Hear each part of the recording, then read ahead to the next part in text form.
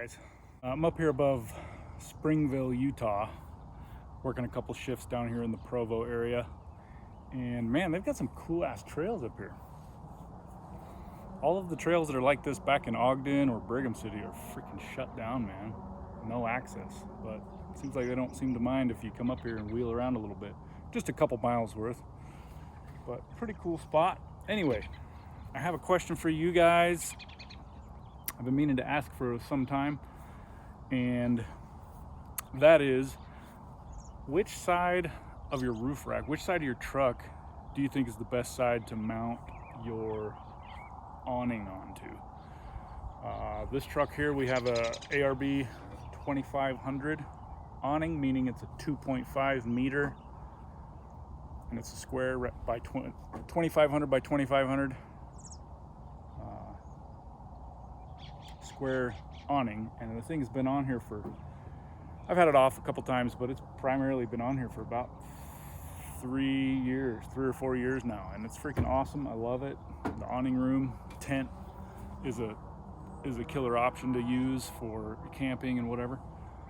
So I've been giving it some more thought recently about possibly switching it to the other side, and thought I'd ask for your guys' opinions. And what do you think? If you could leave me a comment down below why you have it mounted on one side or the other, and the benefits, and what you think's best.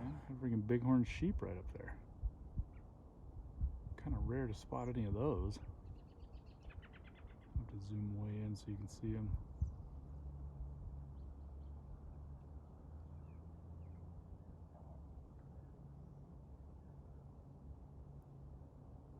I can't remember the last time I saw a Bighorn sheep in the wild. Oh damn, there's a few of them. There's 3 of them at least right there.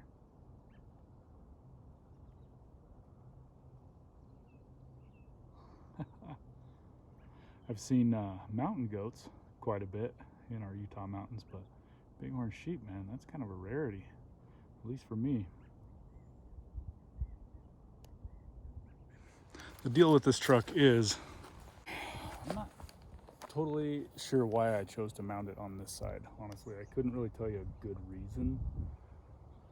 I think the main reason that I chose that side was because I figured when you're pulled off on the side of the road, you want your truck, you know, as far off to the side as you can to get away from traffic, and then you can open it this way.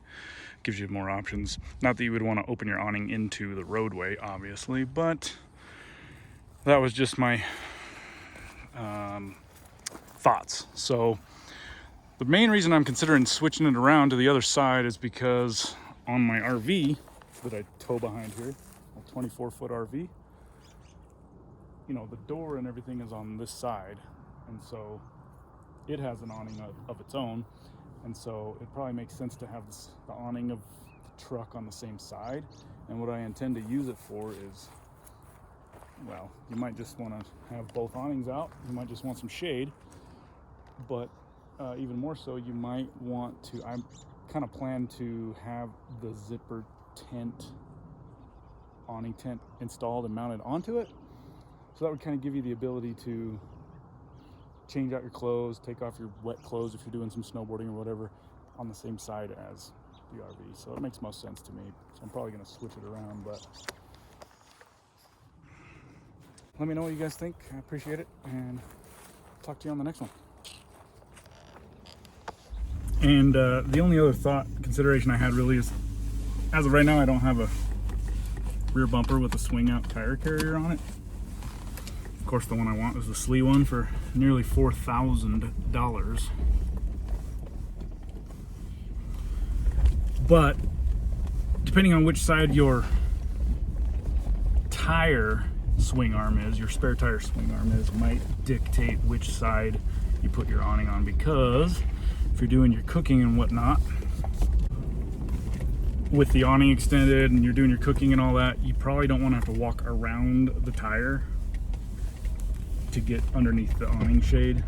And so the other side might be a smaller swing arm, the other side, the right side. So that's a factor, or something to keep in mind when I'm looking for or building my next rear tire carrier rear bumper. No dumping.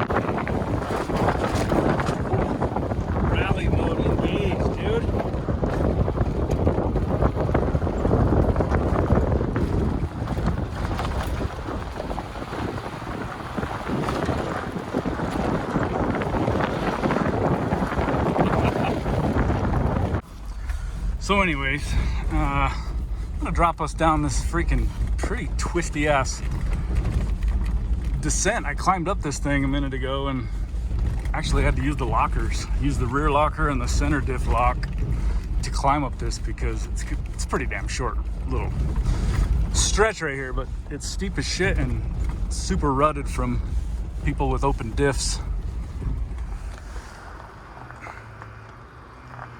People with open diffs putting holes in that damn thing.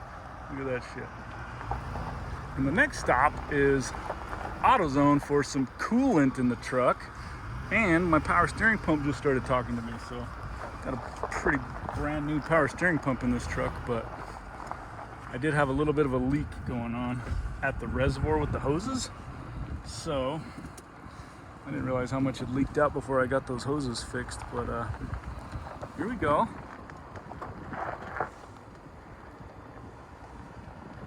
Like I said, man, this freaking twisty hold up.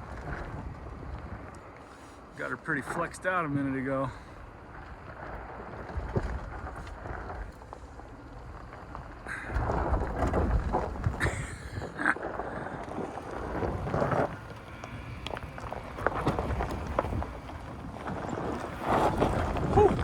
It was a bit funner going up it, but anyway, that's a wrap. We'll see you on the next one, dudes. Laters.